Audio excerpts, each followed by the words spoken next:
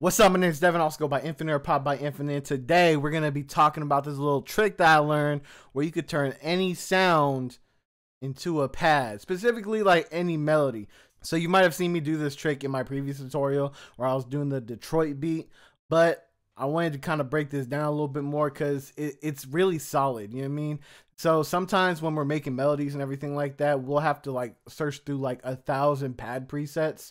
And this little trick right here makes it so easy to have a pad that fits with your main melody.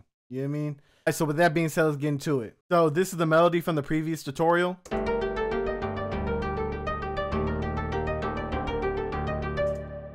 So now what we're going to do is export this melody within the DAW. This is like the easiest way to do it. You're going to go to the mixer channel that it's selected to, highlight it. You're going to hit this little button right here. And then you're going to hit Alt R or Option R if you're on Mac. Then hit that real quick.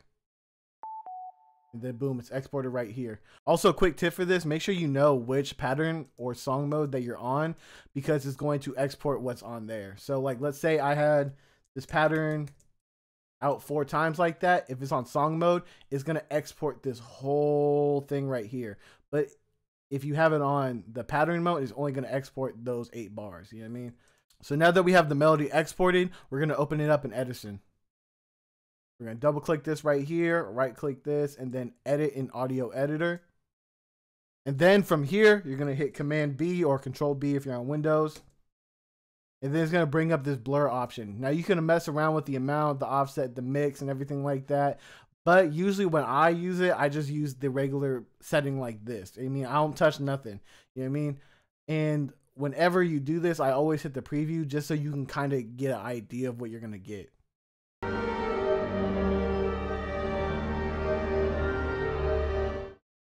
See? So it's not necessarily a pad, but it can work as a pad if you EQ out some of the frequencies. So we're going to hit accept. And then it changes the audio within Edison. So all we got to do is just drag it out, bring it into the DAW, assign it to another mixer channel, and then we can just edit it a little bit. What I like to do is I like to just take out some of the lows, some of the highs, and then boost or reduct any frequencies that I would need, and that's just going to vary from sound to sound. So let's do an actual application of this. I'm going to mix this pad in with the actual melody that we had.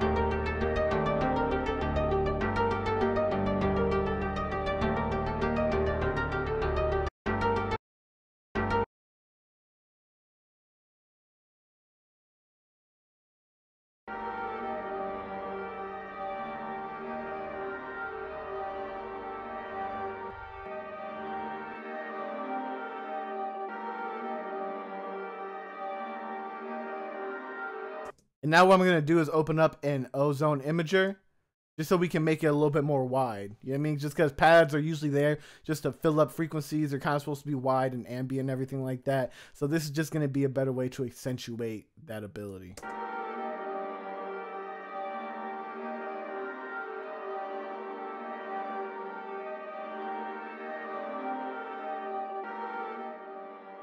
Turn it down, and I'm gonna turn it down because when we made it more wide and we increased the width, it made it louder in my opinion. So I'm gonna turn it down a little bit as well, and then let's bring in the other melody and we'll mix it together.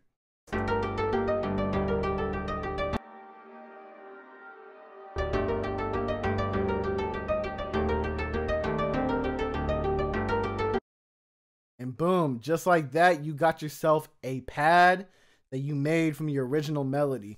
So one of the reasons why I really like doing this is just because sometimes finding the right pad is really, really hard. And then it can take a lot of time and everything like that. So this is just a cool little method if you can't find any other sound to match the melody that you're doing. So when I do this, I really like using in a pinch, or if I just need to like save some time, I have this little trick that I know that works, which really helps with your workflow, because if you have a trick that you know will work, that's going to save you on time because you don't have to like look for sounds or do this or do that. You know what I mean? And then if you want to be real, you could really just take this.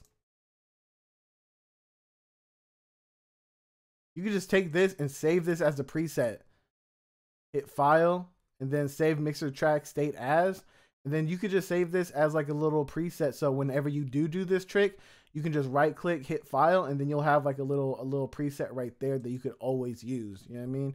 And that could just save you even more time. So I hope y'all really enjoyed this trick. And with that being said, if you liked the video, hit the like. If you want to comment, throw a comment. If you want to sub, hit the sub. You feel me? So with that being said, my name is Devin. Also go by Infinite, powered by Infinite. Peace out.